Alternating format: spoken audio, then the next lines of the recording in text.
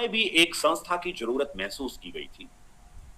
हाँ, कुछ ही संगठनों के हेड पूछता है, सारे संगठन जैसे डब्ल्यूटीओ, ठीक है, डब्ल्यूएचओ जो चर्चा में हेड उन्हीं का पूछा जाता है जो चर्चा में है, ठीक है। ज्यादातर इनके हेडक्वार्टर ही पूछे जाते हैं, याद रखिएगा।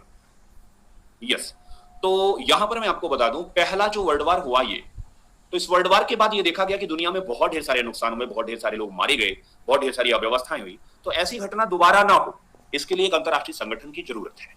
तो अमेरिका, ब्रिटेन, ऐसे कुछ देश मिलकर के आपस में चर्चा किए और एक संगठन बनाने का प्रयास किए, ठीक है। लीग ऑफ नेशंस बना, लीग ऑफ नेशंस बना। बट अमेरिका के राष्ट्रपति इसमें इंक्लूड जरूर हुए, लेकिन अमेरिका की पार्लियामेंट ने इसकी इजाजत नहीं दी कि अमेरिका उसमें शामिल हो। अमेरिका इस संगठन में, लीग ऑफ नेशंस में शामिल नहीं हुआ। तो जब किसी अंतरराष्ट्रीय संगठन में अमेरिका शामिल ना हो, तो आप मान के चलिए कि वो संगठन बहुत मजबूत नहीं होगा, क्योंकि किसी भी संगठन को चलाने के लिए इकोनॉमिक हेल्प चाहिए, और इकोनॉमी के मामले में अमेरिका का सामना भी कोई नहीं कर सकता। तो ये मामला रहा कि लीग ऑफ नेशन बना जरूर, but that is not powerful, वो पावरफुल नहीं बन पाया, ठीक। और वो सेकंड वर्ल्ड वार को रोक नहीं पाया। सेकंड वर्ल्ड वार आपका 1939 में स्टार्ट हुआ, 1945 तक चला, ठीक है। पहले वर्ल्ड वार में अमेरिका 1917 में एंट्री मारा, और उस समय न्यूक्लियर वगैरह, न्यूक्लियर बॉम्ब वगैरह थे नहीं, और बहुत ज्यादा एयर, मतलब वो क्या बोलते हैं, एयर अटैक भी नहीं होता था। तो आदमी आदमी लड़े और बहुत ज्यादा नुकसान अमेरिका का हुआ नहीं, तो अमेरिका की संसद किनारे हो गई। लेकिन सेकंड वर्ल्ड वार में अमेरिका को काफी झटका लगा। झटका कैसे लगा कि जापान इस वर्ल्ड वार में ब्रिटेन के अगेंस्ट था, और अमेरिका ब्रिटेन को सपोर्ट कर रहा था। जापान ने अपने 350 हवाई जहाजों को एक साथ टेक ऑफ किया, और अमेरिका के सबसे बड़े आर्मी बेस पर्ल हार्बर पर अटैक किया एक साथ, और आधे घंटे जाते जाते, आधे घंटे में पूरा पूरा पर्ल हार्बर तहस नहस हो गया। अमेरिका ये चोट बर्दाश्त नहीं कर पाया, और अमेरिका ने 2 न्यूक्लियर बम 6 और 9 अगस्त को जापान में हिरोशिमा और नागासाकी पे गिरा दिए।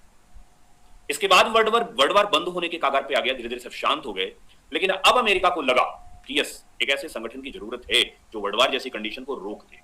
जैसे अभी ये अफगानिस्तान में देखिए, अफगानिस्तान में अगर अमेरिका या यूनाइटेड नेशन पीस आर्मी भेज दे, अमेरिकन इकोनॉमी स्ट्रांग, क्योंकि वो अपने, उनका साइंटिफिक टेक्नोलॉजी काफी बढ़िया है, ठीक है, ईमानदार लोग हैं। हमारे यहाँ राष्ट्रमंडल टाइप का घोटाला नहीं कर लेते, बोफोर्स घोटाला, जीप घोटाला जैसा घोटाला नहीं नजर आता, ठीक है। वो अपने देश के लिए पूरी ईमानदारी से काम करते हैं। हमारे यहाँ की तरह नहीं कि ऑफिस 10 बजे से है और 11:30 पे घर से निकल रहे हैं, सरकारी काम है। रेलवे लाइन से एक लोहा छटक के यहाँ पे गिरा हुआ है छोटा सा, तो जा रहे थे तो निकाले झोला में अपने, डाल लिए बैग में कि चलो घर पे खुरपी बनवा लेंगे, ठीक है। हमारे यहाँ चारा जानवर खाते हैं, ठीक है, हमारे यहाँ चारा इंसान भी खाते हैं। जापान, अमेरिका में चारा जानवर ही खाते हैं, ठीक है। तमाम ऐसी समस्याएं भारत में है, जिसके कारण अभी भी, और अमेरिका के स्वतंत्र हुए काफी दिनों बाद धीरे धीरे चीजें सुधरेंगी, ठीक है। आगे बढ़ते हैं। तो यहाँ पे क्या किया गया कि अमेरिका ने भी लीड किया, ब्रिटेन ने भी लीड किया, दुनिया के तमाम देशों ने लीड किया, ठीक है। और 1945 24 अक्टूबर को विश्व में मानवाधिकार, अंतर्राष्ट्रीय सुरक्षा, सुविधाजनक सहयोग, डेवलपमेंट, ठीक है, और वर्ल्ड पीस को स्टेबल करने के लिए 24 अक्टूबर 1945 को इस संगठन की स्थापना की गई, जिसे आप कहते हैं UNO, United Nation Organisation. Clear? 44 देशों ने इस पर हस्ताक्षर किया। संयुक्त राष्ट्र का मुख्य उद्देश्य क्या है? विश्व युद्ध को रोकना, मानवाधिकारों की रक्षा करना, अंतर्राष्ट्रीय कानून बनाने और उसे निभाने की प्रक्रिया में जुटाना, सामाजिक और आर्थिक विकास उभारना, जीवन स्तर में सुधार करना, ठीक है। अब थोड़ा यूएनओ ये सारे काम करता कैसे है जानिए। करंट टाइम में यूएनओ में 193 मेंबर हैं, ठीक है। संयुक्त राष्ट्र का मुख्यालय जो है, यूएनओ का मुख्यालय कहां पर है? न्यूयॉर्क में है। कहां? अंग्रेजी में कहां? नहीं, यहाँ 44 है, ठीक है, 44 है। हो गया होगा हमारा वो टाइपिस्ट जो है ना, काफी कलाकार टाइप का आदमी है, प्रीति, कर दिया मैंने सही, ठीक है। तो यहाँ 6 न्यूयॉर्क में है। यूएनओ के सारे काम को जो है मैनेज करने के लिए इसके 6 मेजर पार्ट्स हैं। एक है महासभा, इसके जो 193 सदस्य हैं, सभी देशों के 5 मेंबर यहां पर भेजे जाते हैं, हर देश से। बिल्कुल प्रियंका जी, आप अपने एसएससी के कंपटीशन में जो कुछ पढ़ते हो, ठीक है, इमीडिएट आप सिविल सर्विसेज के कंपटीशन में जब भी पढ़ते हो, तो आपसे सबसे पहले कहा जाता है कि आप 11th-12th की एनसीईआरटी पढ़िए। सब कुछ आपके 11th-12th में है, बट आप उस समय उस पर फोकस नहीं करते।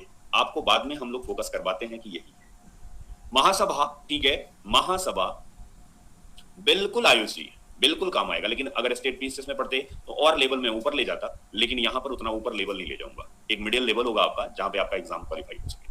193 देशों के 5 सदस्य हर देश से आते हैं, लेकिन याद रखिएगा, हर देश के इन 5 सदस्य के द्वारा जो वोट किया जाता है वो एक माना जाता है। तो यूएनओ के जो नियम कानून बनते हैं, उसका चार्टर बनता है, उसके जो और भी ये सिक्योरिटी काउंसिल का चुनाव होता है, इकोनॉमिक एंड सोशल काउंसिल का चुनाव होता है, ठीक है, और प्रान्यास परिषद का चुनाव होता है, ये सारा का सारा काम यहाँ पर इलेक्शन से किया जाता है। और इलेक्शन कौन करता है? महासभा करती है। ओके, आगे बढ़ते हैं। तो महासभा को आप कहते हैं ये विश्व की संसद है। क्या है? ये विश्व की संसद है। कुछ लोग इसे विश्व की लघु संसद भी कहते हैं। Clear? World parliament, general assembly is the world parliament. अब इसके आगे आइए, इसकी सबसे इंपॉर्टेंट और सबसे पावरफुल बॉडी है सिक्योरिटी काउंसिल, ये सुरक्षा परिषद। इस सुरक्षा परिषद में कुल 15 सदस्य होते हैं। कितने? 15 मेंबर। ये जो 15 सदस्य होते हैं ये दो टाइप के होते हैं, एक है परमानेंट और एक है टेम्परेरी। परमानेंट मेंबर्स की संख्या है 5 और टेम्परेरी मेंबर की संख्या है 10। भारत इस समय टेम्परेरी मेंबर होने के साथ साथ इस सिक्योरिटी काउंसिल का अध्यक्ष भी है। ठीक, इसीलिए अफगानिस्तान का थोड़ा सा मतलब तालिबान का हुलिया टाइट है, नहीं तो अभी हुलिया और ढीला हो गया होता, क्योंकि अमेरिका के रवैये तालिबान के अगेंस्ट जो है।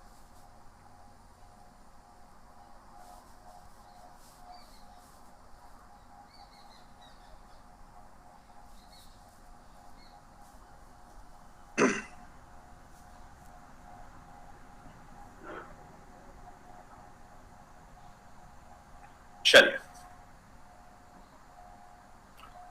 भाई रवि जी, ये क्लास आपकी 1 बजे स्टार्ट हो जाती है, तो आप नोटिफिकेशन का वेट क्यों करते हैं? आ जाया करिए घूमते घूमते फिरते। राहुल, बफर मेरे साइड से नहीं हो रहा है। अब इनके पावर के बारे में थोड़ा सा जानिए कि ये है क्या। ये पूरी दुनिया में शांति व्यवस्था स्थापित करने के लिए, ठीक है, यही संस्था रिस्पॉन्सिबल है। ये जो 5 देश हैं और ये 10 देश हैं, टोटल कितने हो गए? 15। यहां जो भी डिसीजन आता है वो किससे आता है? बहुमत से आता है, मेजोरिटी में। जब भी फैसला होगा तो बहुमत। 15 में बहुमत कैसा हो सकता है? 8 और 7 का।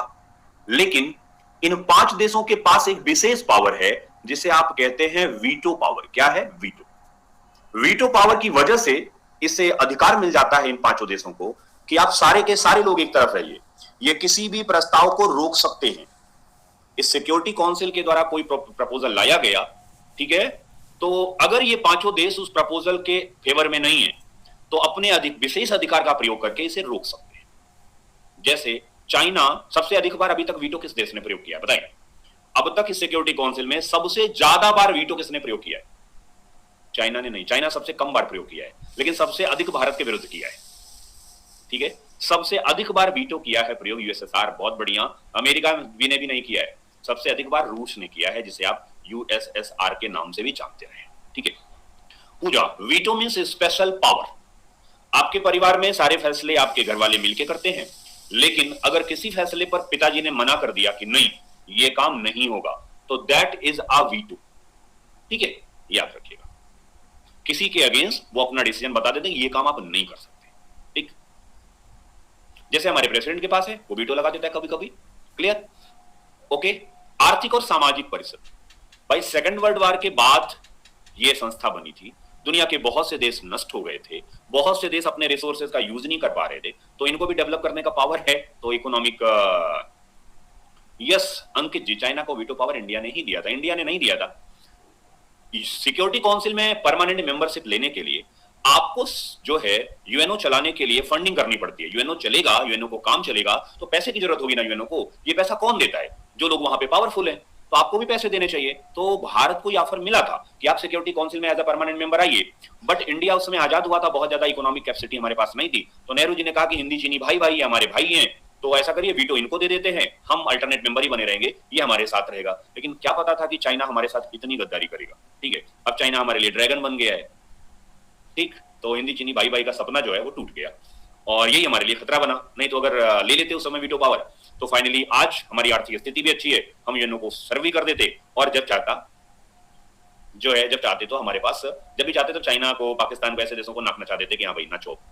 आगे तो इकोनॉमिक और सोशल काउंसिल भी बनाया जाता है। ये भी जो है दुनिया के विकासशील देशों को फाइनेंस, उनकी रिसोर्सेज को निकालने में मदद होता है। प्रान्यास परिषद ट्रस्ट है एक प्रकार का, फंडिंग कराता है दुनिया से और जो है विकसित और पिछड़े देशों की मदद करता है।